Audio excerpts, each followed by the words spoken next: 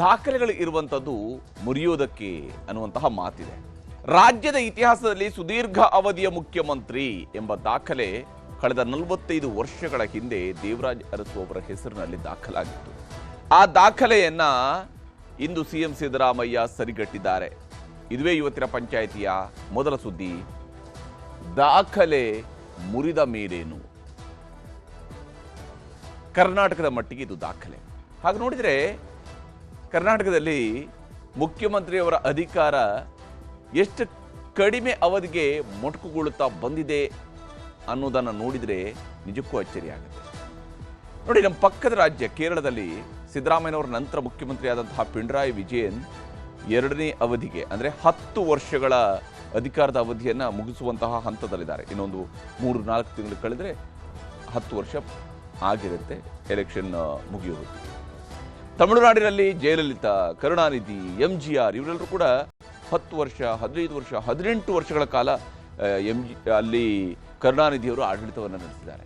ಆಂಧ್ರ ಪ್ರದೇಶದ ಚಂದ್ರಬಾಬು ನಾಯ್ಡು ಅವರು 15 ವರ್ಷ ಮುಖ್ಯಮಂತ್ರಿಯಾಗಿದ್ದಾರೆ. ಹೀಗೆ ನಮ್ಮ ಅಕ್ಕಪಕ್ಕದ ರಾಜ್ಯಗಳಲ್ಲಿ 10-15 ವರ್ಷಗಳ ಅವಧಿಗೆ ಮುಖ್ಯಮಂತ್ರಿಗಳಾಗಿ ಕೆಲಸ ಮಾಡಿದವರು ಇದ್ದಾರೆ. ಆದರೆ ಕರ್ನಾಟಕದಲ್ಲಿ ಮಾತ್ರ ಇದುವರೆಗೆ ಒಬ್ಬರಿಗೂ ಕೂಡ 10 ವರ್ಷ ಮುಖ್ಯಮಂತ್ರಿಯಾಗಿ ಕೆಲಸ ಮಾಡುವಂಥ ಅವಕಾಶ ಸಿಗಲೇ ಇಲ್ಲ. ಜ್ಯೋತಿ ಬಸು ಅವರು 26 ವರ್ಷ, ಅಥವಾ ನವೀನ್ ಪಟ್ನಾಯಕ್ ಅವರು 25 ವರ್ಷ, ನರೇಂದ್ರ ಮೋದಿ ಅವರು ಗುಜರಾತ್ನ ಮುಖ್ಯಮಂತ್ರಿಯಾಗಿ 2002ರಿಂದ 2014ರವರೆಗೆ 12 ವರ್ಷ, ಹೀಗೆ ಸುದೀರ್ಘ ಅವಧಿಯ ಮುಖ್ಯಮಂತ್ರಿಗಳಾಗಿ ಕೆಲಸ ಮಾಡಿದಂತಹ ದಾಖಲೆಗಳಿದ್ದಾವೆ. ಆದರೆ ನಮ್ಮಲ್ಲಿ ಬಹಳ ಸೀಮಿತ ಅವಧಿಯಲ್ಲಿ, ಅಂದರೆ 5 ವರ್ಷ ಪೂರೈಕೆ ಮಾಡೋದೇ ದೊಡ್ಡ ಸಾಧನೆ ಅನ್ನುವಂತಹ ರೀತಿಯಲ್ಲಿ ಕರ್ನಾಟಕದಲ್ಲಿ ಅಧಿಕಾರ ನಡೆಸ್ಕೊಂಡು ಬಂದಿದ್ದಾರೆ ಅನ್ನೋಂಥದ್ದನ್ನು ನಾವು ಗಮನಿಸ್ಬೋದು. ಇನ್ನು ಇವತ್ತು ಸಿದ್ದರಾಮಯ್ಯ ಅವರ ದಾಖಲೆ ವಿಚಾರದಲ್ಲಿ ಖುದ್ದು ಸಿಎಂ ಇದೊಂದು ಕಾಕತಾಳೀಯ ಅಷ್ಟೇ, ಅವರೇನು ಬಹಳ ಉಬ್ಬಿ ಮಾತನಾಡಲಿಲ್ಲ, ಇದೊಂದು ಕಾಕತಾಳೀಯ ಅಷ್ಟೇ, ಇಂತಹ ದಾಖಲೆಗಳೇನು ಮುಖ್ಯ ಅಲ್ಲ ಅಂತ ಹೇಳ್ತಾ ಇದ್ರೂ ಕೂಡ ಅವರ ಬೆಂಬಲಿಗರು ಬಾಡೂಟದ ಮೂಲಕ ಸಂಭ್ರಮಾಚರಣೆಯಲ್ಲಿ ತೊಡಗಿದ್ದಾರೆ. ಮತ್ತೊಂದೆಡೆ ಸಿದ್ದರಾಮಯ್ಯ ಅವರ ಆಪ್ತ ಸಚಿವರು ಸಂತಸದಲ್ಲಿದ್ದಾರೆ. DK ಶಿವಕುಮಾರ್ ಅವರ ಆಪ್ತ ವಲಯದ ಶಾಸಕರು ಮುಂದಿನ ನಾಯಕತ್ವದ ವಿಚಾರವನ್ನು ಚರ್ಚೆಗೆ ತಂದಿದ್ದಾರೆ. ಇದರ ನಡುವೆ ಪ್ರತಿಪಕ್ಷದವರು ಸಿದ್ದರಾಮಯ್ಯನವರ ಮೇಲೆ ಮುಗಿಬಿದ್ದಿದ್ದಾರೆ. ಹಾಗಿದ್ರೆ ದಾಖಲೆ ಅವಧಿಗೆ ಮುಖ್ಯಮಂತ್ರಿ ಆಗಿರುವಂತಹ ಸಿದ್ದರಾಮಯ್ಯ ಅವರ ಮೇಲಿರುವಂತಹ ನಿರೀಕ್ಷೆಗಳು ಏನು? ರಾಜಕೀಯವಾಗಿ ಏನೆಲ್ಲ ಚರ್ಚೆಗಳು ನಡೀತಾ ಇದ್ದಾವೆ? ಅದರ ಬಗ್ಗೆ ಒಂದು ವಿವರವಾದಂತಹ ವರದಿಯನ್ನು ತೋರಿಸ್ತೀನಿ ಇವತ್ತಿನ ಪಂಚಾಯಿತಿಯ ಮೊದಲ ಸುದ್ದಿಯಲ್ಲಿ. ದಾಖಲೆ ಮುರಿದ ಮೇಲೇನು? ಇನ್ನು ಇವತ್ತಿನ ಪಂಚಾಯಿತಿಯ ಎರಡನೇ ಸುದ್ದಿ, ಬಳ್ಳಾರಿಗೆ ಬಂಡೆ. ಬ್ಯಾನರ್ ಕಟ್ಟುವ ವಿಚಾರದಲ್ಲಿ ಗಲಾಟೆ ನಡೆದು ಒಬ್ಬನ ಬಲಿ ಪಡೆದಿರುವ ರಾಜಕೀಯ ಜಿದ್ದಾಜಿದ್ದಿಯ ಅಖಾಡ ಬಳ್ಳಾರಿಗೆ ಇವತ್ತು DCM DK ಶಿವಕುಮಾರ್ ಭೇಟಿ ನೀಡಿದರು. ಗಲಭೆಯಲ್ಲಿ ಮೃತಪಟ್ಟ ಕಾಂಗ್ರೆಸ್ ಕಾರ್ಯಕರ್ತರ ಮನೆಗೆ ಹೋಗಿ ರಾಜಶೇಖರ್ನ ತಾಯಿ ಮತ್ತು ಅಕ್ಕ, ತಮ್ಮ ಇವರೆಲ್ಲರಿಗೂ ಕೂಡ ಸಾಂತ್ವನ ಹೇಳಿದ್ದಾರೆ. ಇದರ ನಡುವೆ ರೆಡ್ಡಿ ಬ್ರದರ್ಸ್ ವಿರುದ್ಧ ಶಿವಕುಮಾರ್ ಅವರು ಮುಗಿಬಿದ್ದಿದ್ದಾರೆ. ಅಧಿಕಾರಿಗಳ ಜೊತೆ ಪ್ರತ್ಯೇಕ ಸಭೆ ನಡೆಸಿದ್ದಾರೆ. ಮತ್ತೊಂದೆಡೆ ಶ್ರೀರಾಮುಲು ಹಾಗೂ ಜನಾರ್ದನ್ ರೆಡ್ಡಿ ಕೂಡ ಕೌಂಟರ್ ಕೊಟ್ಟಿದ್ದಾರೆ. ಅದನ್ನು ಕೂಡ ವಿವರಿಸ್ತೀನಿ ಇವತ್ತಿನ ಪಂಚಾಯಿತಿಯ ಎರಡನೇ ಸುದ್ದಿಯಲ್ಲಿ. ಈಗ ಮೊದಲ ಸುದ್ದಿ ಕಡೆಗೆ ಹೋಗೋಣ. ದಾಖಲೆ ಮುರಿದ ಮೇಲೇನು? ದಾಖಲೆಯನ್ನು ಸಿದ್ದರಾಮಯ್ಯನವರು ಇವತ್ತಿಗೆ ಸರಿಗಟ್ಟಿದ್ದಾರೆ, ನಾಳೆಗೆ ಮುರಿತಾರೆ. ಸುದೀರ್ಘ ಅವಧಿಯಲ್ಲಿ ಮುಖ್ಯಮಂತ್ರಿ ಆಗಿದ್ದವರು ಅನ್ನುವಂತಹ ದಾಖಲೆಯಲ್ಲಿ ಮುಂಚೂಣಿಯಲ್ಲಿ ಸಿದ್ದರಾಮಯ್ಯನವರು ಇರುತ್ತಾರೆ. ದಾಖಲೆ ಮುರಿದ್ರು ಮುಂದೇನು ಅನ್ನುವಂತಹ ಪ್ರಶ್ನೆ ಇದ್ದೇ ಇರುವಂಥದ್ದು. ಈ ವಿಚಾರದ ಸುತ್ತಲೂ ಕೂಡ ಬಹಳಷ್ಟು ಚರ್ಚೆಗಳು ನಡೀತಾ ಇದ್ದಾವೆ. ಪೂರ್ಣಾವಧಿಯ ಮುಖ್ಯಮಂತ್ರಿ ಬಗ್ಗೆ ಮುಖ್ಯಮಂತ್ರಿಯವರೇ ಉತ್ತರವನ್ನು ಕೊಟ್ಟಿದ್ದಾರೆ. ಹೈಕಮಾಂಡ್ ಮೇಲೆ ಭಾರ ಹಾಕಿ ಕುಳಿತಿದ್ದಾರೆ. ಮತ್ತೊಂದು ಕಡೆಯಲ್ಲಿ ನಾಯಕತ್ವದ ವಿಚಾರಗಳನ್ನು ಶಿವಕುಮಾರ್ ಅವರ ಆಪ್ತ ಶಾಸಕರು ನೆನಪಿಸ್ತಾ ಇದ್ದಾರೆ. 15ರ ನಂತರದ ಶುಭ ಸುದ್ದಿಯ ನಿರೀಕ್ಷೆಯಲ್ಲಿದ್ದಾರೆ. ಅದಕ್ಕಾಗಿ ಉಪವಾಸ ಮಾಡ್ತಾ ಇದ್ದಾರೆ. ಗಂಭೀರವಾದಂಥ ಶುಭ ಹಾರೈಕೆಗಳು ಒಂದು ಕಡೆಯಿಂದ ಬಂದರೆ, ಸಂತಸದ ಶುಭ ಹಾರೈಕೆಗಳು ಮತ್ತೊಂದು ಕಡೆಯಿಂದ ಬರ್ತಾ ಇದ್ದಾವೆ. ಒಂದು ಕಡೆಯಲ್ಲಿ ನಾಟಿ ಕೋಳಿ ಊಟ ನಡೀತಾ ಇದ್ರೆ, ಮತ್ತೊಂದು ಕಡೆಯಲ್ಲಿ ಟೀಕೆಯ ಪ್ರಹಾರಗಳು ಕೂಡ ನಡೀತಾ ಇದ್ದಾವೆ. ಅದರ ಬಗ್ಗೆ ನಾವು ವರದಿ ನಿಮ್ಗೆ ತೋರಿಸ್ತೀನಿ.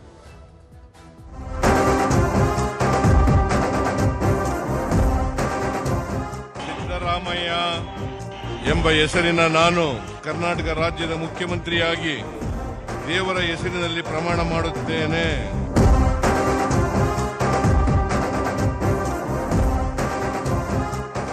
ಜನರ ಕೆಲಸ ಮಾಡೋದೇ ಖುಷಿ. ಕಾಂಗ್ರೆಸ್ ಪಕ್ಷಕ್ಕೆ ಅವ್ರಿಗೆ ನಮಗೆಲ್ಲ ಒಂದು ಹೆಮ್ಮೆ ವಿಷಯ. 14 ಬಜೆಟ್ಗಳನ್ನ ಮಾಡಿ ದಾಖಲೆಯನ್ನು ನಿರ್ವಹಿಸಿದ್ದಾರೆ. ಒಬ್ಬ ಒಳ್ಳೆ ಮುಖ್ಯಮಂತ್ರಿ ಇಷ್ಟು ಕಾಲ ಸರ್ವ್ ಮಾಡಿದ್ದು ನಾವು ಹ್ಯಾಪಿ ಇದೆ.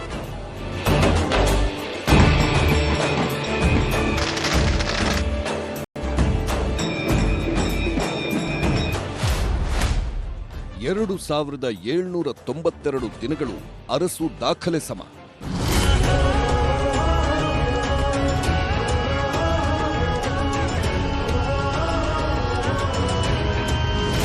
ದೇವರಾಜ ಅರಸು ಅವರು 45 ವರ್ಷಗಳ ಹಿಂದೆ ಮಾಡಿದ್ದ ದಾಖಲೆ ಇಂದು ಸಮವಾಗಿದೆ.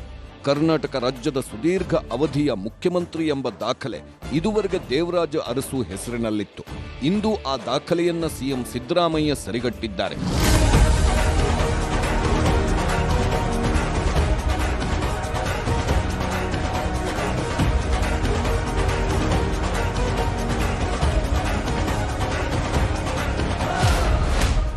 ಎರಡು 2792 ದಿನಗಳ ಮುಖ್ಯಮಂತ್ರಿಯಾಗಿರುವ ಸಿಎಂ ಇವತ್ತಿಗೆ ಅರಸು ದಾಖಲೆ ಸಮ ಮಾಡಿದ್ದು, ನಾಳೆಯಿಂದ ಹೊಸ ಅಧ್ಯಾಯ ಶುರುವಾಗಲಿದೆ.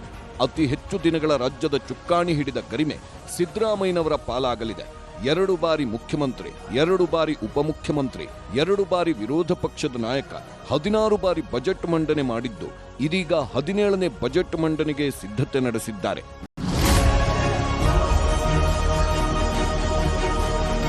ನಾನು ಯಾವುದೋ ದಾಖಲೆಗಳನ್ನು ಮುರಿಬೇಕು ಅಂತ ರಾಜಕೀಯ ಮಾಡಲಿಲ್ಲ. ಕಾಕ್ತಾಳೀಯ ಬಂದಿದೆ ಅಷ್ಟೇ. ಸೊ ದೇವರಾಜ ಅರಸರವರು ಎಷ್ಟು ವರ್ಷ ಮಾಡಿದ್ದಾರೆ, ಎಷ್ಟು ದಿನಗಳು ಮಾಡಿದ್ದಾರೆ ಅನ್ನೋದು ಗೊತ್ತಿರಲಿಲ್ಲ. ಇವತ್ತು ದೇವರಾಜ ಅರಸರವರ ಜನರ ಆಶೀರ್ವಾದದಿಂದ ಅದನ್ನು ಮುರಿತಕ್ಕಂಥ ಅವಕಾಶ ಸಿಕ್ಕಿದೆ ನನಗೆ. ಸಮ ಮಾಡ್ತಕ್ಕಂಥ ಅವಕಾಶ ನಾಳೆ ಆದರೆ ಅದು ಬ್ರೇಕ್ ಆಗುತ್ತೆ. ಜನರಿಗೆ ಕೆಲಸ ಮಾಡೋದೇ ಖುಷಿ. ರಾಜಕಾರಣ ಅಂದ್ರೇನು? ಬಡವರು, ದಲಿತರು, ಹಿಂದುಳಿದವರು ಅವ್ರಿಗೆ ನ್ಯಾಯ ಕೊಡಿಸ್ಕೊಡ್ತಕ್ಕಂಥದ್ದು, ಅವ್ರ ಕೆಲಸ ಮಾಡಿಕೊಡ್ತಕ್ಕಂಥದ್ದು. ಅದೇ ಹೀಗೆ ಅರಸು ದಾಖಲೆ ಮುರಿದಿದ್ದು ಜನರ ಆಶೀರ್ವಾದದಿಂದ ಎಂದು ಸಿಎಂ ಸಿದ್ದರಾಮಯ್ಯ ಖುಷಿಯಾಗಿ ಹೇಳುತ್ತಿದ್ರೆ, ಮತ್ತೊಂದೆಡೆ ಉಪಮುಖ್ಯಮಂತ್ರಿ ಡಿಕೆ ಶಿವಕುಮಾರ್ ಗಂಭೀರವಾಗಿಯೇ ಶುಭ ಕೋರಿದ್ರು. ಒಳ್ಳೆಯದಾಗಲಿ, ಶುಭವಾಗಲಿ. ಹೇಳಿದ್ದೀನಲ್ಲ, ನಿನ್ನೆ ಹೇಳಿದ್ದೀನಲ್ರಿ, ಯಶಸ್ಸಾಗಲಿ, ಭಗವಂತ ಒಳ್ಳೇದು ಮಾಡಲಿ, ಹೆಚ್ಚಿಗೆ ಆರೋಗ್ಯ ಸಿಕ್ಕಲಿ, ಇನ್ನೂ ಹೆಚ್ಚಿಗೆ ಜನರ ಸೇವೆ ಮಾಡೋಂಥ ಅವಕಾಶ ಭಗವಂತ ಕೊಡಲಿ ಅಂಥೇಳಿ ನಾನು ಪ್ರಾರ್ಥನೆ ಮಾಡ್ತೀನಿ. ಮತ್ತೊಂದೆಡೆ ಸಚಿವರು ಹಾಗೂ ಕಾಂಗ್ರೆಸ್ ಶಾಸಕರು ಕೂಡ ಸಿದ್ದರಾಮಯ್ಯ ಸಾಧನೆಯನ್ನ ಹೊಗಳಿದ್ದಾರೆ. ಸಿದ್ದರಾಮಯ್ಯ ಸುದೀರ್ಘ ಅವಧಿಗೆ ಸಿಎಂ ಆಗಿದ್ದಕ್ಕೆ ಸಂತಸ ವ್ಯಕ್ತಪಡಿಸಿದ್ದಾರೆ. ಕಾಂಗ್ರೆಸ್ ಪಕ್ಷ ಮಾತ್ರ ಇದು ಮಾಡೋದಕ್ಕೆ ಸಾಧ್ಯ. ಕಾಂಗ್ರೆಸ್ ಪಕ್ಷದಲ್ಲಿ ಮಾತ್ರ ಇಂಥದ್ದು ಅವಕಾಶಗಳು ಕೊಡೋದಕ್ಕೆ ಸಾಧ್ಯ. ಹಾಗಾಗಿ ಕಾಂಗ್ರೆಸ್ ಪಕ್ಷದಲ್ಲಿ ಮಾನ್ಯ ದೇವರಾಜ ಅರಸು ಅವರಿಗೆ ಇದು ಅವಕಾಶವನ್ನು ಕೊಟ್ಟಿದ್ದರು ಮತ್ತು ಮಾನ್ಯ ಸಿದ್ದರಾಮಯ್ಯ ಅವರಿಗೂ ಕೂಡ ಅವಕಾಶವನ್ನು ಕೊಟ್ಟಿದ್ದಾರೆ. ಹಾಗಾಗಿ ಕಾಂಗ್ರೆಸ್ಸಿನ ಪಕ್ಷದಲ್ಲಿ ಮಾತ್ರ ಇಂತಹ ಬೆಳವಣಿಗೆಗಳನ್ನು ನೋಡಬಹುದು. ಕಾಂಗ್ರೆಸ್ ಪಕ್ಷಕ್ಕೆ ಅವ್ರಿಗೆ ನಮಗೆಲ್ಲ ಒಂದು ಹೆಮ್ಮೆ ವಿಷಯ. ಬಹುದಿನಗಳ ಒಂದು ದಾಖಲೆ ಇವತ್ತು ಮುರಿದಿದ್ದಾರೆ. ಸೊ ಒಳ್ಳೆಯದು. ಯಾಕಂದರೆ ಅವರ ಬರಲಿಕ್ಕೆ ಭಾಳಷ್ಟು ಶ್ರಮ ಪಟ್ಟಿದ್ದಾರೆ, ಹೋರಾಟ ಮಾಡಿದ್ದಾರೆ. ಸೊ ಒಂದು ಸ್ಥಾನಕ್ಕೆ ಬಂದಿದ್ದಾರೆ. ಅವ್ರಿಗೆ ನಾವೆಲ್ಲ ಅಭಿನಂದನೆಗಳನ್ನು ಸಲ್ಲಿಸ್ತೀವಿ. ಕೂಡ ಅನೇಕ ಯೋಜನೆಗಳನ್ನ ಇವತ್ತು ಸಹ ನಮ್ಮ ರಾಜ್ಯದಲ್ಲಿ, ವಿಶೇಷವಾಗಿ ಅನ್ನಭಾಗ್ಯ, ಹಸಿದವರಿಗೆ ಯಾರೂ ಕೂಡ ಹಸಿದು ಹೊಟ್ಟೆಯಲ್ಲಿ ಮಲಗಬಾರ್ದು ಅಂತೇಳಿ ಅನ್ನಭಾಗ್ಯ ಯೋಜನೆಯನ್ನು, ಕ್ಷೀರಭಾಗ್ಯ, ಕೃಷಿ ಭಾಗ್ಯ, ಈಗ ಪಂಚ ಗ್ಯಾರಂಟಿಗಳನ್ನು ಮಾಡೋ ಮೂಲಕ ಇವತ್ತು ಮತ್ತು ಹಣಕಾಸಿನ ಸಚಿವರಾಗಿ ಸುಮಾರು 14 ಬಜೆಟ್ಗಳನ್ನ ಇವತ್ತು ಮಾಡಿ ದಾಖಲೆಯನ್ನು ನಿರ್ವಹಿಸಿದ್ದಾರೆ. ಜಾತಿ, ಮತ, ಧರ್ಮ ಇನ್ನೊಂದು ಏನು ಇಲ್ಲದೆ ಯಾರು ಆರ್ಥಿಕವಾಗಿ ದುರ್ಬಲರಿದ್ದಾರೆ ಅವರಿಗೆ ಅನೇಕ ಕಾರ್ಯಕ್ರಮಗಳನ್ನು ಕೊಟ್ಟು ಅವರ ಜನಜೀವನವನ್ನು ಉತ್ತಮ ಮಟ್ಟಕ್ಕೆ ತರಬೇಕು ಅಂತ ಪ್ರಯತ್ನ ಮಾಡಿರ್ತಕ್ಕಂಥ ಸಿದ್ದರಾಮಯ್ಯನವರಿಗೆ ನಮ್ಮೆಲ್ಲರ ಅಭಿನಂದನೆಗಳು. ಇವತ್ತಿನ ಖುಷಿ ಪಡಬೇಕಾದದ್ದು, ಒಬ್ಬ ಒಳ್ಳೆಯ ಮುಖ್ಯಮಂತ್ರಿ ಇಷ್ಟು ಕಾಲ ಸರ್ವ್ ಮಾಡಿದ್ದು ನಾವು ಹ್ಯಾಪಿ ಇದ್ದೇವೆ. ಆರ್ಥಿಕ ಶಿಸ್ತಿನಿಂದ ಒಳ್ಳೆಯ ಆಡಳಿತವನ್ನು ಕೊಟ್ಟಿದ್ದಾರೆ. ಆದರೆ ಇದು ಸಾಲದು, ಇನ್ನೂ ಪರಿಣಾಮಕಾರಿಯಾಗಿ ಜನಪರವಾದ ಆಡಳಿತ ಆಗಬೇಕು. ಅದಕ್ಕೀಗ ಅವಕಾಶ ಇದೆ ಸಿದ್ದರಾಮಯ್ಯನವರು. ಇನ್ನೂ 2.5 ವರ್ಷಗಳ ಕಾಲ ಅವರು ಮುಖ್ಯಮಂತ್ರಿಯಾಗಿ ಸೇವೆ ಸಲ್ಲುವಂಥ ಅವಕಾಶ ಅವ್ರ ಮುಂದಿದೆ. ಈ 5 ಕಾರ್ಯಕ್ರಮ ಬಿಜೆಪಿಯವರು ಟೀಕೆ ಮಾಡ್ತಾರಲ್ಲ, ಇವತ್ತು ಸಾಮಾನ್ಯ ಜನ ಟೀಕೆ ಮಾಡಲ್ಲ. ಸಾಮಾನ್ಯ ಜನ ಖುಷಿ ಪಡುವಂಥ ಕಾರ್ಯಕ್ರಮ ಸನ್ಮಾನ್ಯ ಸಿದ್ದರಾಮಯ್ಯವರು ಕೊಟ್ಟಿದ್ದಾರೆ. ಇನ್ನೂ 2.5 ವರ್ಷ ಇದೆ. ಇನ್ನೂ 2.5 ವರ್ಷ ರಾಜ್ಯದ ಅಭಿವೃದ್ಧಿಗೆ, ಡೆವಲಪ್ಮೆಂಟ್ಸಿಗೆ ಶಕ್ತಿ ಕೂಡ ಕೊಡಲಿ ಅಂತ ಹಾರೈಸ್ತೀನಿ. ಸಿದ್ದರಾಮಣ್ಣ ಮೇಲೆ ಮಾತಾಡೋ ಅರ್ಹತೆ ಯಾವ ನಾಯಕರಿಗೂ ಇಲ್ಲ ಅಂತ ಹೇಳ್ತೀನಿ, ವಿರೋಧ ಪಕ್ಷದ ನಾಯಕರಿಗೆ.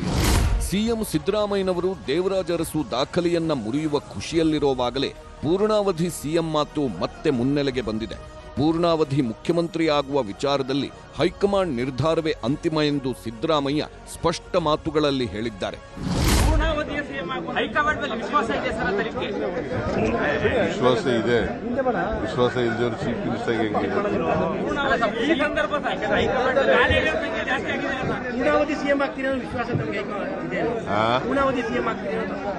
All depend upon high command's decision. Venugopal ಇದರಿಂದ ವಯನಾಡಿಂದ ಈ ಕಡೆ ಬಂದು ಬೆಂಗಳೂರಿಗೆ ಹೋದರು, ಬೆಂಗಳೂರಿಂದ ಡೆಲ್ಲಿಗೆ ಹೋದರು. ಹಾಗೆ ಮೈಸೂರು ಬಂದ್ರಲ್ಲ, ಭೇಟಿ ಮಾಡೋಣ ಅಂತ ಮಾಡಿದ್ದೆ. ಮಾತಾಡ್ತೀರಾ ಸರ್ ಡೆಲ್ಲಿಲಿ? ನೋಡೋಣ, ಅವ್ರು ಕರೀಲಿ ಮಾತಾಡ್ತಾರೆ. ಅಲ್ಲಿಗೆ ಸಿಎಂ ಕೂಡ ಪೂರ್ಣಾವಧಿಯನ್ನ ಬಯಸಿರುವುದು ಸ್ಪಷ್ಟವಿದೆ. ಹಾಗಿದ್ದರೂ ಹೈಕಮಾಂಡ್ ಹೇಗೆ ಹೇಳುತ್ತೋ ಹಾಗೆ ಕೇಳ್ತೀನಿ ಎಂಬಂತೆ ಸಂಭ್ರಮದ ನಡುವೆಯೂ ಎಚ್ಚರಿಕೆಯ ಮಾತುಗಳನ್ನ ಆಡ್ತಿದ್ದಾರೆ. ಇದರ ನಡುವೆ ಸಿದ್ದರಾಮಯ್ಯ ಅವರೇ ಮುಖ್ಯಮಂತ್ರಿ ಆಗಿರಬೇಕು, ಪಕ್ಷದಲ್ಲಿರುವ ಅತಿದೊಡ್ಡ ಮಾಸ್ ಲೀಡರ್ ಅಂದ್ರೆ ಸಿದ್ದರಾಮಯ್ಯ ಮಾತ್ರ ಎಂಬ ಮಾತುಗಳು ಅವರ ಆಪ್ತ ವಲಯದಿಂದ ಕೇಳಿ ಬಂದಿದೆ. ಕೆವೈನ್ ಬರೆದಿರೋದು, ಅವ್ರು ಬರೆದಿರೋದು ನಾಟಕ.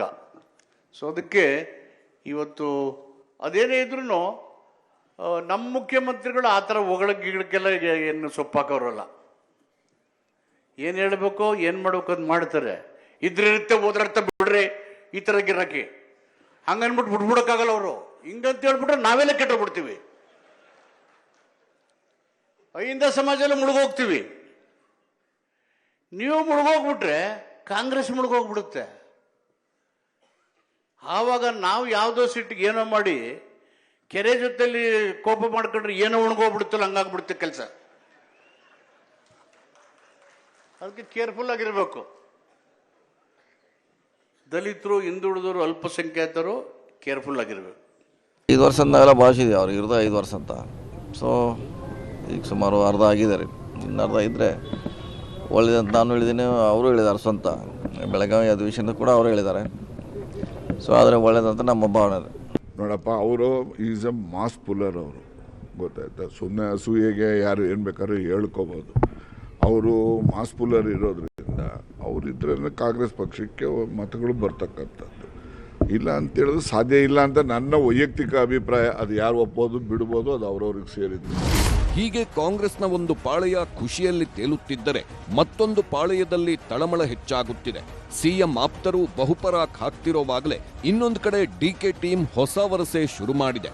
ದಾಖಲೆ ಬರೆದಿರುವ ಸಿದ್ದರಾಮಯ್ಯ ಹೊಸ ನಾಯಕತ್ವಕ್ಕೆ ಅವಕಾಶ ಮಾಡಿಕೊಡುತ್ತಾರೆ ಎಂಬ ವಿಶ್ವಾಸ ವ್ಯಕ್ತಪಡಿಸಿದ್ದಾರೆ. ಸಂಕ್ರಾಂತಿ ಬಳಿಕ ಖುಷಿ ಸುದ್ದಿ ಬರುತ್ತೆ ಅಂತಿದ್ದಾರೆ. ಅವಕಾಶವನ್ನ ಮಾಡಿಕೊಡ್ಬೇಕಾ, ಅದು ಅವ್ರಿಗೆ ಬಿಟ್ಟಂತ ವಿಚಾರ. ಒಬ್ರು ದಾಖಲೆ ಮುರಿದಾಯ್ತಲ್ಲ ಅವರು, ಅದರಿಂದ ಅವ್ರಿಗೆ ಅದು ಬಿಟ್ಕೊಡ್ತಕ್ಕಂಥದ್ದು ಮಾಡ್ತಕ್ಕಂಥದ್ದು ಅದು ಹೈಕಮಾಂಡು ಮತ್ತು ಸಿದ್ದರಾಮಯ್ಯವ್ರಿಗೆ ಬಿಟ್ಟಂಥ ವಿಚಾರ. ಅದು ಒಂದು ಪೀಳಿಗೆ ಮುಗಿದ ಮೇಲೆ ಇನ್ನೊಂದು ನಾಯಕತ್ವವನ್ನು ಬೆಳೆಸ್ತಕ್ಕಂಥದ್ದು ಆ ಪೀಳಿಗೆಯ ಕರ್ತವ್ಯ.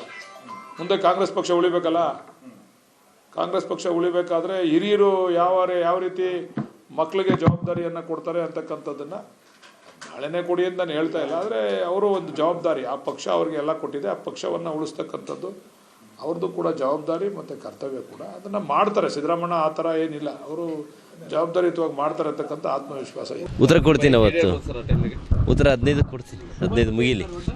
ನಮಗೆ ದಿನ ಶುಭ ಸುದ್ದಿನೇ, ಶುಭ ಸೂಚನೆ ಸಿಕ್ಕಿದೆ, ಒಳ್ಳೇದಾಗ್ತದೆ ಎಲ್ರಿಗೂ.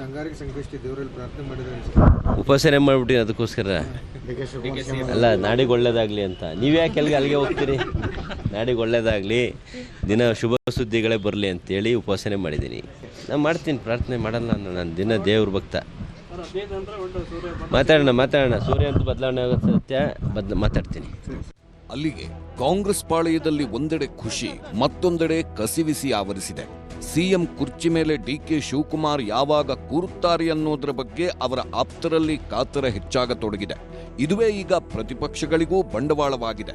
ಸಿದ್ದರಾಮಯ್ಯ ದಾಖಲೆ ಬರೆದಿರುವ ದಿನವೇ ಬಿಜೆಪಿ ಹಾಗೂ ಜೆಡಿಎಸ್ ಟೀಕಾಪ್ರಹಾರ ನಡೆಸಿವೆ.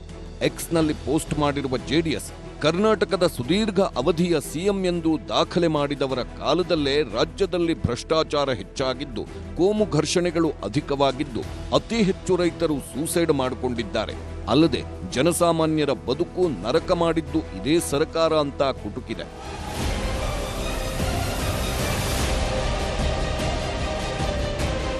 ಇನ್ನು ಬಿಜೆಪಿ ರಾಜ್ಯಾಧ್ಯಕ್ಷ ಬಿವೈ ವಿಜಯೇಂದ್ರ ಮುಡಾ ಪ್ರಕರಣವನ್ನ ಮುನ್ನೆಲೆಗೆ ತಂದು ಸಿದ್ದರಾಮಯ್ಯ ಅವರಿಗೆ ತಿವಿದಿದ್ದಾರೆ. ಅಲ್ಲದೆ ಅರಸು ರೀತಿಯಲ್ಲಿ ಸಿದ್ದರಾಮಯ್ಯ ಅವರೇನು ಕೆಲಸ ಮಾಡಿಲ್ಲ ಎಂದು ವಿಜಯಪುರ ಸಂಸದ ರಮೇಶ್ ಜಿಗಜಿಣಗಿ ಚಾಟಿ ಬೀಸಿದ್ದಾರೆ. ಬಡವರಿಗೆ ಮೀಸಲಿಟ್ಟಿರ್ತಕ್ಕಂಥ ನಿವೇಶನವನ್ನ 14 ನಿವೇಶನಗಳನ್ನ ತಮ್ಮ ಕುಟುಂಬಕ್ಕೆ ಕೊಡ್ಕೊಂಡು ಆ ಬಡವರಿಗೆ ಮೈಸೂರು ಜಿಲ್ಲೆನಲ್ಲಿ ಅನ್ಯಾಯ ಮಾಡಿದ್ರಲ್ಲ, ಮೈಸೂರಿನ ಮೂಡಾ ಹಗರಣ ಇವತ್ತು ಕೂಡ ರಾಜ್ಯದ ಜನ ಮರ್ತಿಲ್ಲ. ಯಾವ ಮುಖ್ಯಮಂತ್ರಿಗಳು ಸಿದ್ದರಾಮಯ್ಯನವರು ಭಾರತೀಯ ಜನತಾ ಪಾರ್ಟಿ ನನ್ನನ್ನು ತೇಜೋವಧ ಮಾಡೋದಕ್ಕೋಸ್ಕರ ಹಗರಣ ಅಂತ ಹೇಳ್ತಾ ಇದ್ದಾರೆ. ಆ ಮೂಡಾದಲ್ಲಿ ಯಾವುದೇ ಹಗರಣ ನಡೆದಿಲ್ಲ ಅಂತ ಹೇಳಿದ್ರಲ್ಲ ಸಿದ್ದರಾಮಯ್ಯನವರೇ. 14 ನಿವೇಶನಗಳು ನ್ಯಾಯಬದ್ಧವಾಗಿ ಬಂದಿದೆ ನಮ್ಮ ಕುಟುಂಬಕ್ಕೆ ಅಂತ ಹೇಳಿದಂತ ಸಿದ್ದರಾಮಯ್ಯನವರು ಯಾರಿಗೂ ಗೊತ್ತಿಲ್ಲದೇನೆ ರಾತ್ರೋರಾತ್ರಿ 14 ನಿವೇಶನಗಳನ್ನ ಮೈಸೂರು ಮೂಡಾಗೆ ಹಿಂದಿರುಗಿಸ್ತೇನೆ ಅಂತೇಳಿ ಪತ್ರ ಬರೆದಿದ್ದು ಮರ್ತೋಗಿದೆ ಸಿದ್ದರಾಮಯ್ಯನವರಿಗೆ. ಒಬ್ಬ ದೇವರಾಜ ಅರಸನಂತ ಕೆಲಸ ಸಿದ್ದರಾಮಯ್ಯನವರು ಯಾವುದೂ ಮಾಡಿಲ್ಲ. ಆದರೆ ಏನೋ ಸಾಧನೆ ಅವರ ಒಂದು ಎತ್ತರಕ್ಕೆ ಹೋಗಿರ್ಬೋದು ಅಷ್ಟೇ. ಆದರೆ ಸಮಾಜದ ದೃಷ್ಟಿಕೋನದಲ್ಲಿ ಸಿದ್ದರಾಮಯ್ಯನವರು ದೇವರಾಜ ಅರಸರ ಎತ್ತರಕ್ಕೆ ಅವರೇನು ಹೋಗಲಿಲ್ಲ, ಮತ್ತಿಷ್ಟು ಕೆಳಗೆ ಹೋಗ್ಯಾರ, ಅವರೇನು ಮೇಲೆ ಹೋಗಿಲ್ಲ ಅಂತಕ್ಕಂಥದ್ದು ಭಾಳ ಸ್ಪಷ್ಟವಾಗಿ ನಾನು ಹೇಳ್ತೀನಿ. ಇದು ನನ್ನ ಅಭಿಪ್ರಾಯ ಅಲ್ಲ, ರಾಜ್ಯದ ಮೂಲೆಯಲ್ಲಿರ್ತಕ್ಕಂಥ ಜನರ ಅಭಿಪ್ರಾಯ ಇದು. ದೇವರಾಜ ಅರಸ ಸಾಧಿಸಿದ್ದು ಅಥವಾ ಮಾಡಿದ್ದು ಸಿದ್ದರಾಮಯ್ಯನವರು ಏನೂ ಮಾಡಲಿಲ್ಲ. ಹೀಗೆ ಪ್ರತಿಪಕ್ಷಗಳು ಒಂದೆಡೆ ಟೀಕಿಸುತ್ತಿದ್ದರೆ ಮತ್ತೊಂದೆಡೆ ಸಿದ್ದರಾಮಯ್ಯ ಅಭಿಮಾನಿಗಳ ಹರ್ಷವಂತೂ ಮುಗಿಲು ಮುಟ್ಟಿತ್ತು. ನೆಚ್ಚಿನ ನಾಯಕ ಹೊಸ ದಾಖಲೆ ಬರೆದಿದ್ದನ್ನ ಇಂದು ವಿಶೇಷವಾಗಿ ಸಂಭ್ರಮಿಸಿದ್ದಾರೆ.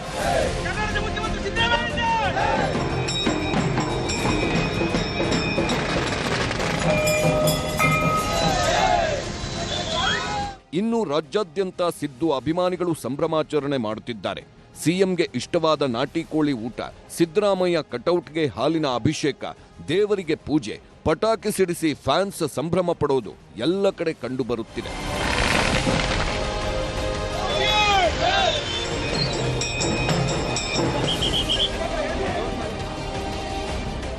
ಸಿಎಂ ತವರೂರು ಮೈಸೂರು, ಯಾದಗಿರಿ ಹಾಗೂ ನೆಲಮಂಗಲದಲ್ಲಿ ನಾಟಿ ಕೋಳಿ ಔತಣಕೂಟ ಏರ್ಪಡಿಸಲಾಗಿತ್ತು. ಸಾವಿರಾರು ಅಭಿಮಾನಿಗಳಿಗೆ ನಾಟಿ ಕೋಳಿ ಬಿರಿಯಾನಿ ವಿತರಣೆ ಮಾಡಲಾಯಿತು.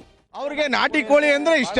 ಸಾಹೇಬ್ರಿಗೆ ಅವ್ರ ಮೊದ್ಲಿಂದನೂ ಅಷ್ಟೇ ನಾಟಿ ಕೋಳಿ ಸಾಂಬಾರು ಮತ್ತೆ ಫಿಶ್ ಸಾಂಬಾರು ಅವ್ರಿಗೆ ಇಷ್ಟ. ಆದ್ರಿಂದ ನಾಟಿ ಕೋಳಿನೇ ಕೊಡ್ಬೇಕು ಅಂತ ತೀರ್ಮಾನ ಮಾಡಿ ಎಲ್ಲ ಅಭಿಮಾನಿಗಳು ನಾಟಿ ಕೋಳಿ ಸಾಂಬಾರ್ ಪಲಾವ್ ಕೊಡ್ತಾ ಇದ್ದೇವೆ. ಇವತ್ತು ದೇವರಾಜ ಅರಸು ಅವರ ನಂತರ ಸುಮಾರು 50 ವರ್ಷಗಳ ನಂತರ ಇವತ್ತು ದೀರ್ಘಾವಧಿಗೆ ಬಹಳ ಸುದೀರ್ಘವಾಗಿ ಆಡಳಿತವನ್ನ ಮಾಡಿ, ಯಶಸ್ವಿ ಆಡಳಿತವನ್ನ ಮಾಡಿ ಇವತ್ತು ದಾಖಲೆ ಬರೀತಾ ಇರತಕ್ಕಂತ ಸನ್ಮಾನ್ಯ ಗೌರವಾನ್ವಿತ ಮುಖ್ಯಮಂತ್ರಿಗಳಾದಂತ ಸಿದ್ದರಾಮಯ್ಯ ಸಾಹೇಬ್ರವರಿಗೆ ನಾನು ನೆಲಮಂಗಲ ವಿಧಾನಸಭಾ ಕ್ಷೇತ್ರದ ಜನತೆಯ ಪರವಾಗಿ ತುಂಬು ಹೃದಯದ ಅಭಿನಂದನೆಗಳನ್ನ ಸಲ್ಲಿಸುವುದರ ಜೊತೆಗೆ ಶುಭವನ್ನ ಕೋರ್ತೇನೆ. ಇನ್ನೊಂದು ಕಡೆ ಬೆಳಗಾವಿಯಲ್ಲಿ ಲಕ್ಷ್ಮೀದೇವಿಗೆ ವಿಶೇಷ ಪೂಜೆ ಸಲ್ಲಿಸಲಾಯಿತು.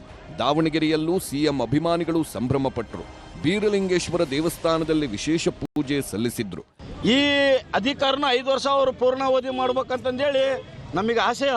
ಯಾವುದೇ ಕಾರಣಕ್ಕೂ ಹೈಕಮಾಂಡ್ ಆಗಿರಲಿ, ಕಾಣಲಾರ್ದ ಕೈಗಳಾಗಲಿ ಏನಾರ ಚೇಂಜಸ್ ಏನಾರ ಮಾಡಿದ್ರೆ ರಕ್ತ ಕ್ರಾಂತಿ, ಐದವರೆಗೆ ರಕ್ತ ಕ್ರಾಂತಿ ಆಗ್ತದಂತ ಹೇಳ್ತಿದ್ದೀನಿ ರೀ ಈ ಸಂದರ್ಭದಲ್ಲಿ. ಹಾಗೆ ಸಿದ್ದರಾಮಯ್ಯನವರ ಕಟೌಟ್ಗಳಿಗೆ ಹಾಲಿನ ಅಭಿಷೇಕ ಮಾಡಲಾಯಿತು. ಬೆಳಗಾವಿಯ ಕನ್ನಡ ಸಾಹಿತ್ಯ ಭವನದಲ್ಲಿ ಕ್ಷೀರಾಭಿಷೇಕ ಮಾಡಲಾಯಿತು. ಮಂಡ್ಯದ ಮಾರಸಿಂಗನಹಳ್ಳಿಯಲ್ಲಿ ಪಟಾಕಿ ಸಿಡಿಸಿ ಸಿದ್ದರಾಮಯ್ಯನವರ ಬೃಹತ್ ಕಟೌಟ್ಗೆ ಕ್ಷೀರಾಭಿಷೇಕ ಮಾಡಲಾಯಿತು. ಕಲಬುರಗಿಯಲ್ಲೂ ಸಿಎಂ ಭಾವಚಿತ್ರಕ್ಕೆ ಅಭಿಷೇಕ ಆಯಿತು.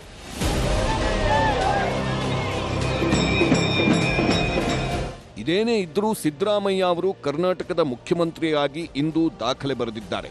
ಸುದೀರ್ಘ ಅವಧಿಯ ಆಡಳಿತದ ಜೊತೆಗೆ ಸಾಮಾಜಿಕ ನ್ಯಾಯದ ವಿಚಾರದಲ್ಲಿ ಉಳಿದ ರಾಜಕಾರಣಿಗಳಿಗಿಂತ ವಿಶೇಷ ರೀತಿಯಲ್ಲಿ ಕಾರ್ಯನಿರ್ವಹಿಸಿದ್ದಾರೆ. ಅಹಿಂದ ವರ್ಗಗಳ ನಾಯಕ ಎಂಬ ಬಿರುದಿನ ಜೊತೆಗೆ ಅನ್ನಭಾಗ್ಯ, ಕ್ಷೀರಭಾಗ್ಯ, ಪಂಚ ಗ್ಯಾರಂಟಿ ಯೋಜನೆಗಳ ಜಾರಿಯೊಂದಿಗೆ ಎಲ್ಲರನ್ನೂ ತಲುಪುವ ಕೆಲಸ ಮಾಡುತ್ತಿದ್ದಾರೆ. ಆದರೆ ಸುದೀರ್ಘ ಅವಧಿಯ ದಾಖಲೆಯ ಜೊತೆಗೆ ದೂರದೃಷ್ಟಿಯ ಕೆಲಸಗಳನ್ನು ತಮ್ಮ ಅಧಿಕಾರಾವಧಿಯಲ್ಲಿ ಜಾರಿಗೊಳಿಸಿದರೆ ಅದರ ಲಾಭ ರಾಜ್ಯಕ್ಕೂ ಲಭಿಸಲಿದೆ.